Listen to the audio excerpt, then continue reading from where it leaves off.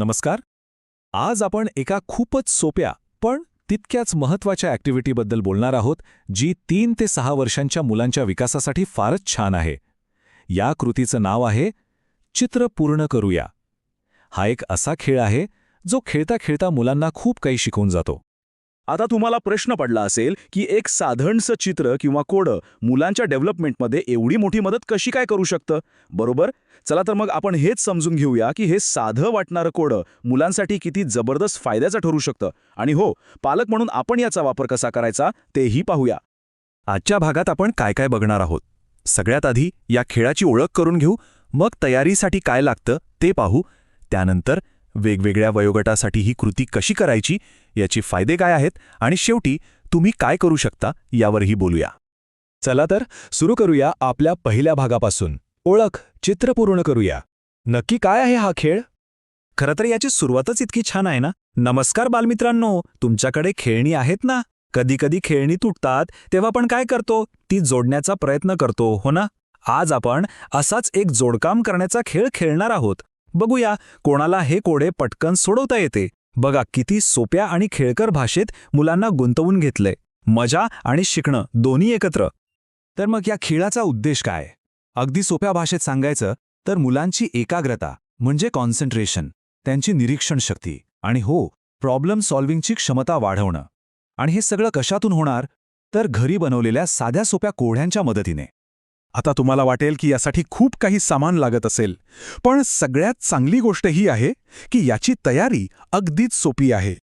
यासाठी आपल्याला काय हवंय? घरातली जुनी पुस्तकं किंवा कॅलेंडरमधली चित्र, एक कात्री आणि पेन्सिल किंवा रंगीत खडू, बस. म्हणजे बघा, जे सामान आपण कदाचित टाकून देऊ त्यातूनच मुलांसाठी एक किती छान शिकण्याचा खेळ तयार होतो. खरंच किती सोपा आहे ना हे? चला आता सगळ्यात महत्त्वाच्या भागाकडे येऊया. ही ॲक्टिव्हिटी वेगवेगळ्या वयोगटातल्या मुलांसाठी कशी करायची? कारण कसं आहे, प्रत्येक वयात मुलांची समज आणि क्षमता वेगळी असते, त्यामुळे खेळातही त्यानुसार थोडे बदल करणं गरजेचं आहे. ही ॲक्टिव्हिटी मुलांच्या वाढीसोबतच पुढे जाते. म्हणजे बघा, 3 ते 4 वर्षांच्या मुलांसाठी आपण सुरुवात करतो 2 तुकड्यांच्या सोप्या कोड्यापासून. मग मुलं थोडी मोठी झाली की 4 ते 5 वर्षांसाठी 4 तुकड्यांचं कोडं, आणि मग 5 ते 6 वर्षांच्या मुलांसाठी तर चित्र पूर्ण करायला सांगतो. एकदम नैसर्गिक आणि विकासाला मदत करणारी प्रगती आहे ही. तर मग सुरुवात करूया आपल्या सगळ्यात लहान गटापासून. 3 ते 4 वर्षांची मुलं, त्यांच्यासाठी आपण काय करू शकतो? या वयात आपलं मुख्य ध्येय काय आहे? तर मुलांना तुकडा आणि पूर्ण चित्र यामधला संबंध समजावून सांगणं. त्यांना हे कळायला हवं की हा लहानसा तुकडा त्या मोठ्या चित्राचाच एक महत्त्वाचा भाग आहे. तुम्ही काय करू शकता? मुलांच्या ओळखीचं एक साधंसं चित्र घ्या, समजा मांजरीचं, आणि त्याचे फक्त 2 तुकडे करा. मग मुलांना विचारा, अरेच्चा, मांजरीचं तोंड तर इथे आहे, तिची शेपटी कुठे गेली? शोधूया बरं, आणि मांजर पूर्ण करूया. यातून त्यांना कळतं की तुकडे एकत्र करून एक पूर्ण वस्तू कशी बनते. बरं, आता मुलं झाली आहेत थोडी मोठी, 4 ते 5 वर्षांची. मग आता चॅलेंज पण थोडं वाढवायला हवं, नाही का? चला बघूया कसं ते. या वयात आपण व्हिज्युअल क्लोजर नावाचं एक खूप महत्त्वाचं कौशल्य विकसित करतो. आता हा शब्द थोडा मोठा वाटेल, पण याचा अर्थ सोपा आहे. म्हणजे कसं, एखादी गोष्ट अपुरी दिसली तरी आपला मेंदू ती पूर्ण इमॅजिन करतो. जसं की आपल्याला फक्त गाडीचं चाक दिसलं तरी आपण ओळखतो की तिथे गाडी आहे. हेच कौशल्य आपल्याला इथे वाढवायचं आहे. यासाठी काय करायचंय? एखादं चित्र घ्या ज्यात घर आहे, झाड आहे, असं काहीतरी, आणि त्याचे 4 सारखेच चौकोनी तुकडे करा. मुलांना ते जोडायला मदत करा. त्यांना विचारा, अरे बघ बरं, आकाशाचा निळा रंग कुठे जाईल आणि झाडाचा हिरवा रंग कुठे असेल? यातून ते अंदाज बांधायला आणि तर्क करायला शिकतात. आणि आता येतोय शेवटचा आणि सगळ्यात क्रिएटिव्ह टप्पा, 5 ते 6 वर्षांच्या मुलांसाठी. इथे आपण फक्त कोडी नाही सोडवणार, तर चित्रकला पण करणार आहोत. इथे आपले 2 मुख्य हेतू आहेत. पहिला म्हणजे सिमेट्री, म्हणजेच सममितीची ओळख करून देणं. म्हणजे वस्तूची एक बाजू दुसऱ्या बाजूची आरशातली प्रतिमा असते. आणि दुसरं म्हणजे हाताच्या लहान स्नायूंना, म्हणजे फाईन मोटर स्किल्सना मजबूत करणं, जेणेकरून त्यांना पेन्सिल नीट पकडता येईल, लिहिता येईल. यासाठी फुलपाखरासारख्या एखाद्या वस्तूचं अर्ध चित्र काढा आणि मुलांना तशीच दुसरी बाजू काढायला सांगा.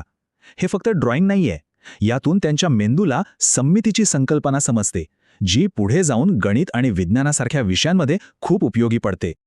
आपण हे सगळं करायचं कसं ते तर पाहिलं, पण या सगळ्यातून मुलांना मिळतं तरी काय? चला या खेळाचे मोठे फायदे अगदी सोप्या भाषेत समजून घेऊया. पहिलं आणि महत्त्वाचं म्हणजे प्रॉब्लेम सॉल्व्हिंग. विखुरलेले तुकडे एकत्र आणणं हे एक छोटंसं आव्हानच असतं जे ते सोडवतात. दुसरं, अवकाशी समज म्हणजे कोणता आकार कुठे बसेल हे त्यांना कळू लागतं. तिसरं, एकाग्रता आणि संयम. कोडं पूर्ण होईपर्यंत शांत बसून लक्ष लावावं लागतं. आणि चौथं म्हणजे सममिती, ज्यामुळे त्यांना आकार आणि रचनेची समज येते.